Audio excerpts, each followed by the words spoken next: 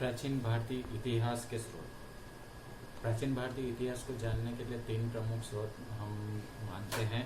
पहला पुरातात्विक स्रोत, दूसरा साहित्यिक स्रोत और तीसरा विदेशी यात्रियों के वृत्तांत। पुरातात्विक स्रोत सबसे ज़्यादा महत्वपूर्ण और सबसे ज़्यादा इम्पोर्टेंट माने जाते हैं।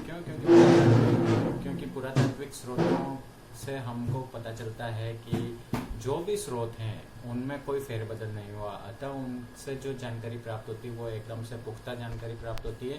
पुरातात्विक स्रोतों के अंतर्गत हम लोग अभिलेख, सिक्के, मोहरे, स्मारक, भवन, मूर्तियाँ, चित्रकारी आदि को शामिल कर सकते हैं।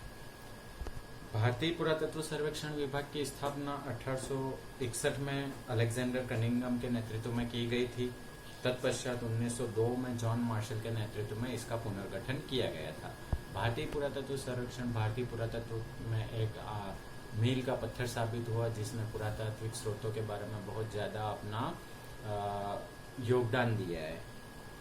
तो पुरातात्विक स्रोतों में सबसे पहले हम लेते हैं अभिलेख। अभिलेख जो हैं वो किसी भी समय का एक प्रामाणिक स्रोत होता है, क्योंकि वो तत्कालीन समय में लिखे जाते हैं और पत्थर के ऊपर उत्कीर्ण होते हैं या ऐसी किसी वस्तु के ऊपर उत्कीर्ण होते हैं जिनको समय के साथ बदला नहीं जा सकता है।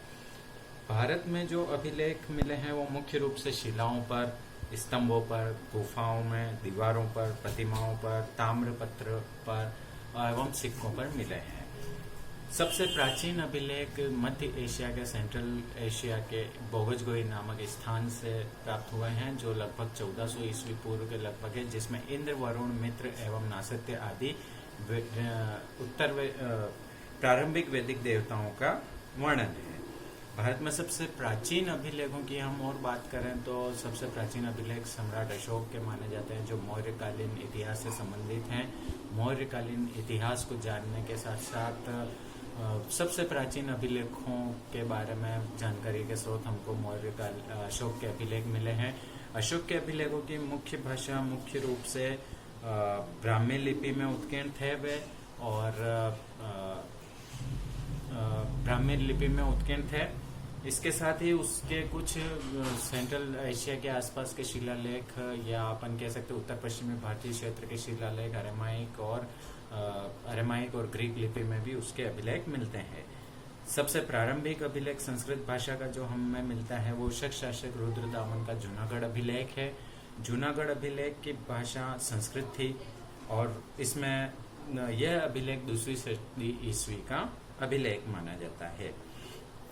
इसके अलावा यदि हम एक सबसे पहले सरकारी अभिलेख की बात करें तो हेलियोडोरस का बेस नगर का गरुड़ स्तंभ अभिलेख है, जिसमें 2वीं शताब्दी ईस्वी पूर्व में भारत में जो भागवत धर्म का प्रचलन था इसका वर्णन हमको मिलता है।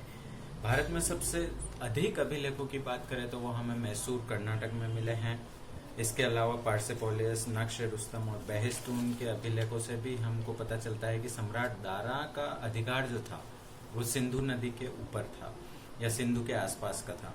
अब अशोक के अभिलेखों की बात करें तो अशोक के मास्की, गुजरा, नित्तुर और उदय गुल्मा आदि कुछ 3-4 अभिलेख ही ऐसे हैं जिसमें अशोक का नाम अशोक मिलता है। बाकी के अभिलेखों में उसका नाम देवानाम्पी या पीदर्शी अशोक मिलता है।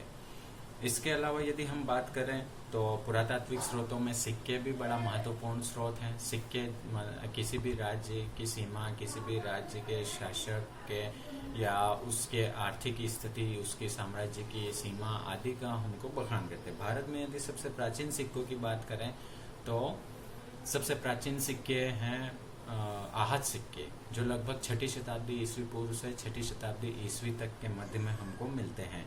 सर्वप्रथम जेम्स प्रिंसेप ने 1835 ईस्वी में आहत सिक्कों के ऊपर उत्कीर्ण लिपि को उसने अध्ययन किया था और जेम्स प्रिंसेप ने ही इनका नामकरण आहत सिक्के किया था।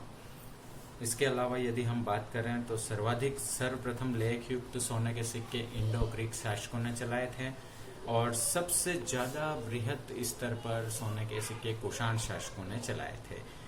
इनके अलावा यदि सबसे पहले चांदी के सिक्कों की बात करें तो गुप्त काल में गुप्त शासकों ने सर्वप्रथम चांदी के सिक्के चंद्रगुप्त द्वितीय ने चलाए थे। और इनके अलावा यदि हम और बात करें तो कुछ ऐसे भी टाइम रहा है जहां पर हमको चमड़ा या मिट्टी के सिक्कों की भी हमको मिलती है। जैसे यदि हम सिंधु घाटी सभ्यता की बात करें तो सिंधु घाटी सभ्यता में भी हमको कुछ सोने के आभूषण टाइप मिलते हैं, जिनको हम कहते हैं कि हो सकता है ये गले में पहनने के आभूषण हो या फिर सोने के सिक्के हों।